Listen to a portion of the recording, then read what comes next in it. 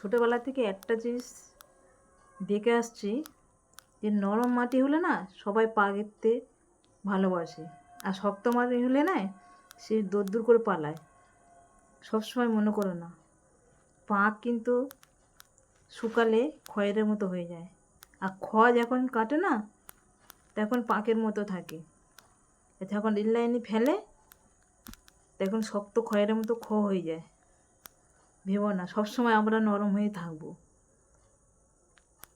আমার ছেলে ব্যক্তিগত ব্যাপার, সে কী পার্টি করবে কী করবে তার ঢেস মেরে কথা বলাটা বন্ধ করো। সবসময় মনে করো না যে আমরা দুর্বল, বুঝলে? একটা মা বাঘিনী হতে পারে। আমার ছেলের জন্য আমার সারা লাইফটা নষ্ট করেছি, ছেলেকে ভালো রাখার জন্যে।